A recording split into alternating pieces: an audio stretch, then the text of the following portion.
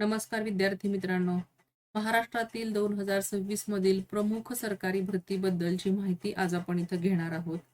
विद्यार्थी मित्रांनो, कधी तलाठीच्या टेबलावर बसून गावाचा नकाशा बदलण्याचं स्वप्न पाहिलं आहे का? कधी नगर परिषदेच्या सभागृहात उभं राहून लोकांच्या समस्या सोडवण्याची इच्छा केलेली आहे का?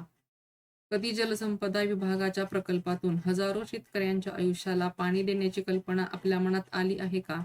कधी एमपीएससी गट ब आणि क मधून अधिकारी बनून प्रशासनाला दिशा देण्याची आकांक्षा केली आहे का?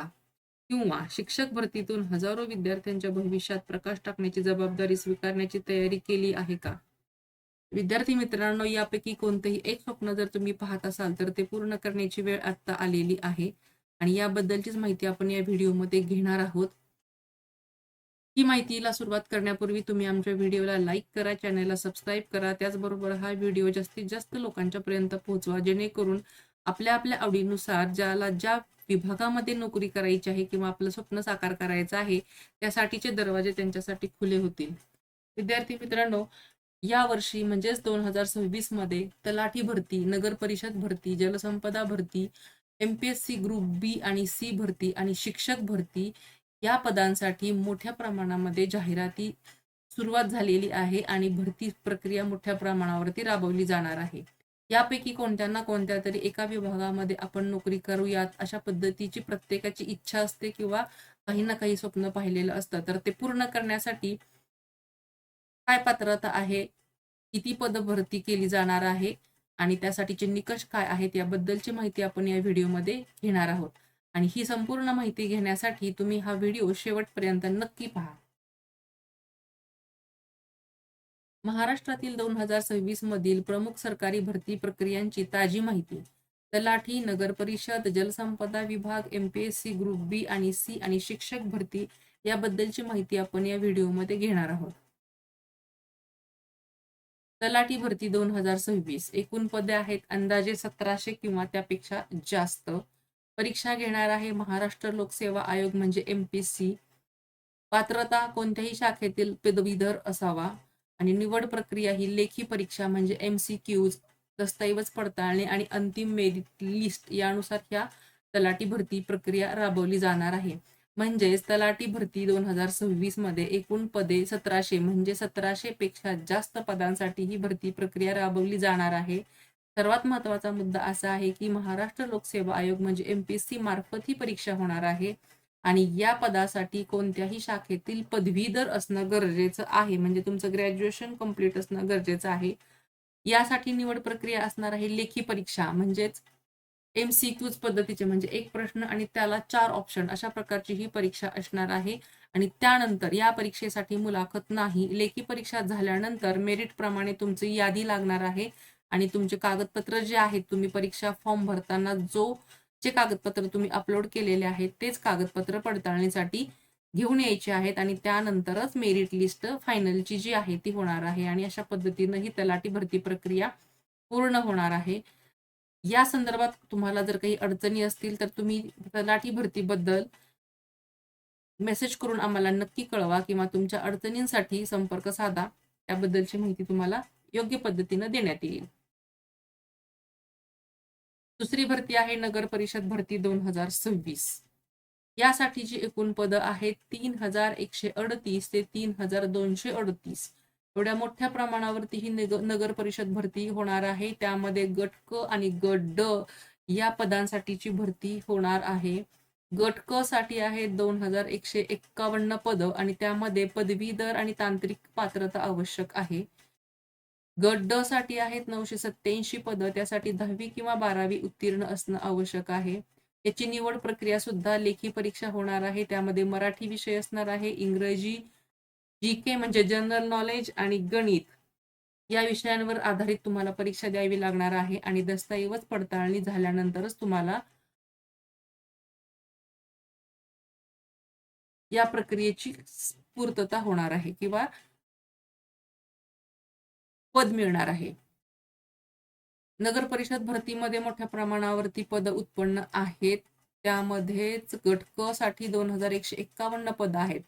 यासाठी कोणत्याही शाखेचा पदवीधर किंवा तांत्रिक पात्रता असणं आवश्यक आहे. तर त्या पदाच्या गट क ची जी पद असणार आहे त्या पदानुसार आपली पात्रता पदवीधर किंवा तांत्रिक पात्रता यानुसार आपण तो फॉर्म भरताना भरायचा आहे. गट ड साठी 987 पदं आहेत, त्यामध्ये 10वी किंवा 12वी उत्तीर्ण असणं आवश्यक आहे. आणि निवड प्रक्रिया लेखी परीक्षेमार्फत आणि दस्तऐवज पडताळणी.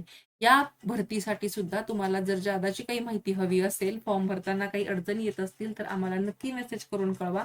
त्याबद्दलची माहिती आपल्याला कळवली जाईल.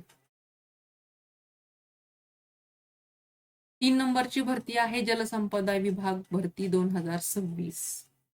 एकूण पदं आहेत 14,000 पेक्षा जास्त, म्हणजे खूपच मोठ्या प्रमाणावरती या जलसंपदा विभागामध्ये भरती होणार आहे. यामध्ये गट क ची पदं आहेत कनिष्ठ अभियंता, लिपिक, सर्वेयर, तांत्रिक सहाय्यक. आणि गट ड ची पदं आहेत शिपाई, हेल्पर, सफाई कर्मचारी. पात्रता आहे 10वी पास ते इंजिनिअरिंग पदवीधर पर्यंतची.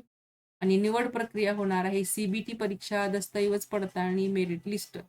आता या परीक्षेसाठी सुद्धा म्हणजे जलसंपदा विभागाच्या भरतीसाठी सुद्धा खूप मोठ्या प्रमाणावरती पद रिक्त आहेत आणि त्याची भरती प्रक्रिया राबवली जाणार आहे आणि पदसंख्या आहे 14,000 पेक्षा जास्त.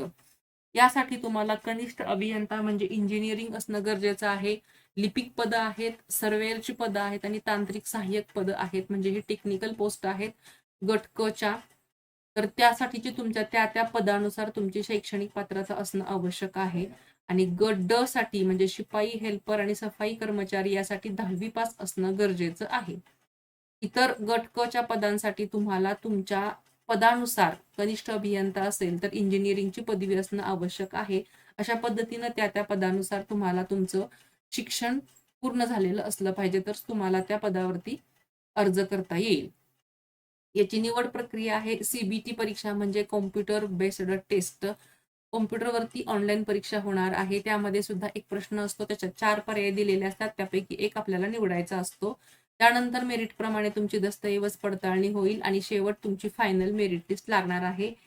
ह्या भरती प्रक्रियेसाठी किंवा अर्ज करण्यासाठी जर तुम्हाला काही अडचणी येत असतील किंवा साईट कळत नसेल किंवा फॉर्म भरण्याची प्रक्रिया कशी असणार आहे याबद्दल तुम्ही आम्हाला मेसेज करून कळवल्यानंतर आम्ही नक्कीच तुम्हाला त्याबद्दलची माहिती देऊ किंवा फॉर्म भरण्यासाठीचे जे व्हिडिओ आहेत ते व्हिडिओ अपलोड करू आणि तुम्हाला ते अर्ज करणं सोयीस्कर होईल.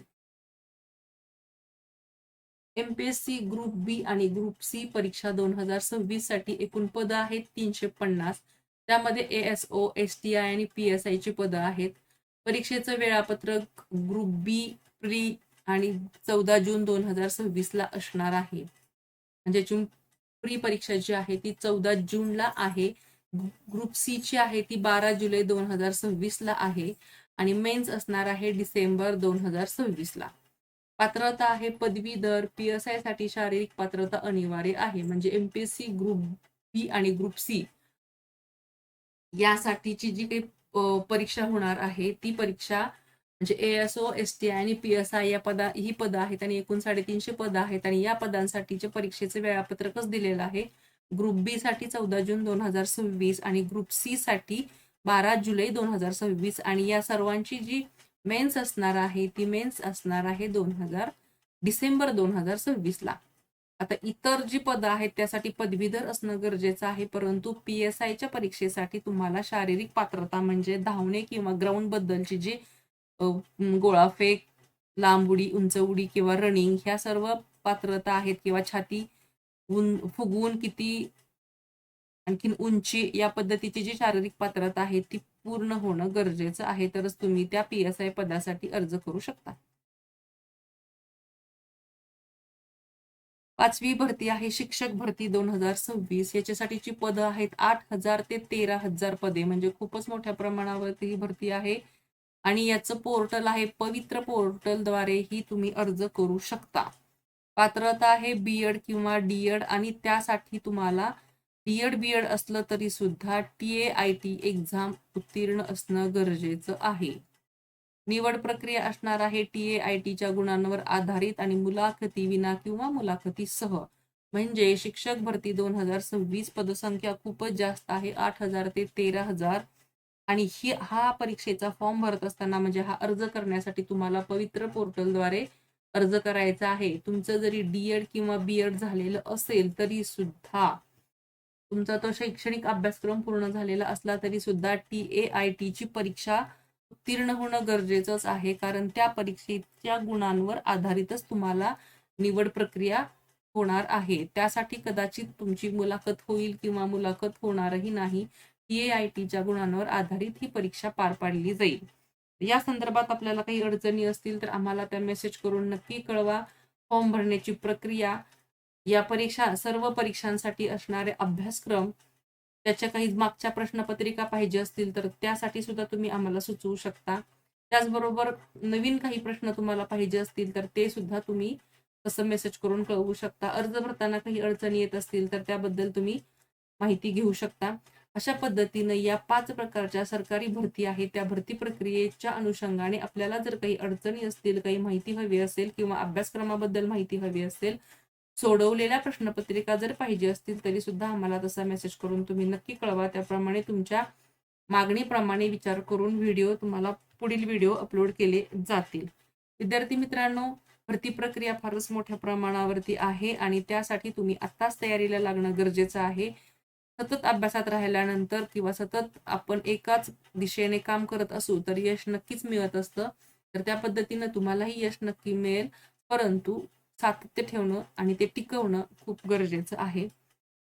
तुम्ही हा व्हिडिओ शेवटपर्यंत पाहिलात त्याबद्दल धन्यवाद. Thank you for watching and subscribe.